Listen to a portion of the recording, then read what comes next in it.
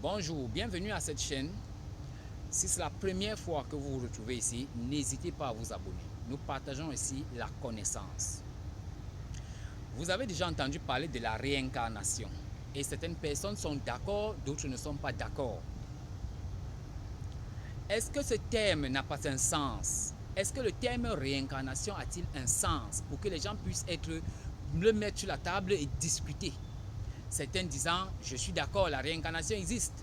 Certains disent, non, moi je ne suis pas du tout d'accord, ça n'existe pas, il n'y a pas ça dans mon livre. Ok. Si on vient dans ton livre, on retire une réalité, on efface, on gomme, on refait le livre,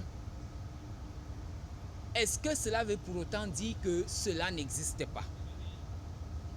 Par exemple, si vous n'avez pas encore lu un livre qui parle du soleil, vous ne saurez donc pas que c'est lui qui brille là-haut qu'on appelle soleil. Vous pourrez dire que ça n'existe pas parce que vous ne connaissez rien de ça. Donc c'est ça la position, c'est là la position que beaucoup d'êtres humains ont pris sur le sujet, sur le thème de la réincarnation. La réincarnation est une réalité. Je répète, la réincarnation est une réalité. Une réalité. Tout le monde y passe. Tout le monde passe par la réincarnation. Personne ne vient à la vie une seule fois dans l'existence. On vient, on va, on revient, on reva, on revient, ainsi de suite plusieurs fois.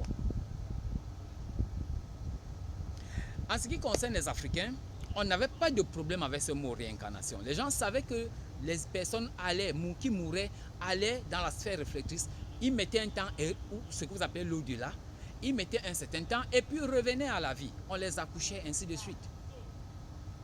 Mais lorsque les religions sont arrivées, les religions ont enseigné aux gens que cela est faux, qu'ils n'y pensent même plus, qu'ils ferment leurs oreilles complètement à cette voix et qu'ils sachent simplement que eux seuls ils sont là et que lorsqu'ils vont par exemple quitter ce monde, on ne sait pas trop, ils vont pourrir dans le sol et puis on va les ressusciter et puis ils vont revenir avec ce corps, je ne sais pas qui est pourri, comment ils vont le récupérer.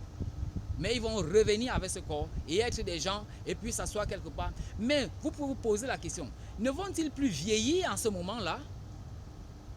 Puisque lorsque nous vivons, on est appelé à se développer et à vieillir. S'il nous arrive donc de récupérer notre corps à la résurrection, est-ce qu'on va encore grandir? On va continuer à grandir jusqu'à... Est-ce qu'il y a un âge limite qu'on va atteindre et ne plus continuer à nous développer? Mais vous comprenez donc qu'on se fourvoie. Puisqu'on doit continuer à se développer, on doit se développer, on doit grandir. Si quelqu'un a un corps physique, ce corps physique est périssable, ce corps physique s'entretient, et lorsque vous l'entretenez, vous le nourrissez, et lorsque vous le nourrissez, il se développe. Donc il n'y a pas de raison de dire que la réincarnation n'existe pas. La réincarnation est un fait réel. Seuls ceux qui ignorent ce qu'elle est, ou alors ceux qui évitent cette thématique, de peur qu'elle les oblige à un certain comportement, vont dire qu'elle n'existe pas. Se réincarner, ça veut dire reprendre corps. Ça veut dire que l'individu s'est d'abord incarné, il est décédé, il est revenu, il s'est réincarné. Alors quand on se réincarne, mais pourquoi est-ce qu'on se réincarne? Alors, je préfère laisser cela, on va en parler dans une autre vidéo. Mais déjà, dans la réincarnation est une évidence parce que si on vivait simplement une seule vie, on ne pourrait jamais atteindre des objectifs spirituels.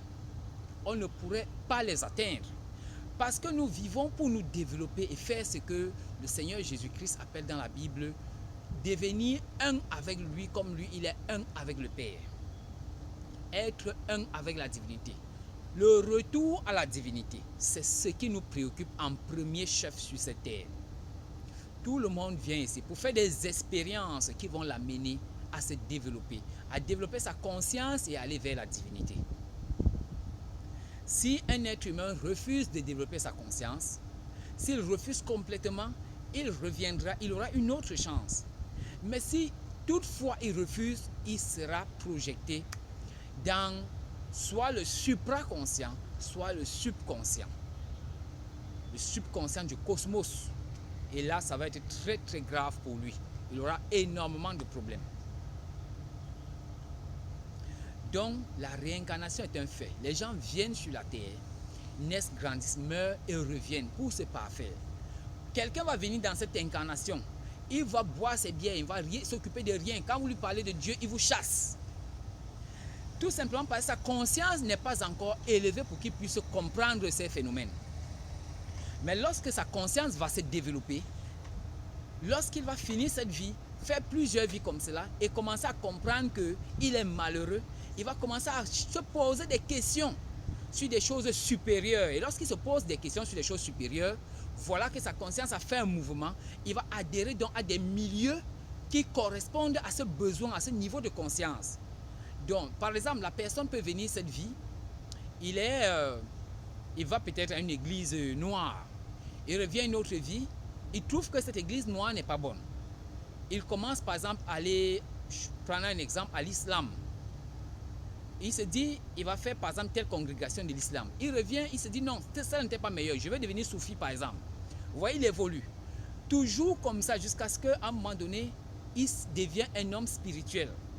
Peu importe la congrégation dans laquelle il se trouve en ce moment, il devient une personne spirituelle. Il commence à comprendre le sens profond des Saintes Écritures, ce qui est caché. Parce que si vous prenez les Saintes Écritures, vous les lisez simplement, vous ne comprendrez rien.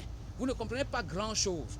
Mais lorsqu'un besoin se pose à vous, vous partez dans les Saintes Écritures, vous travaillez, vous trouvez maintenant un sens par rapport à votre question.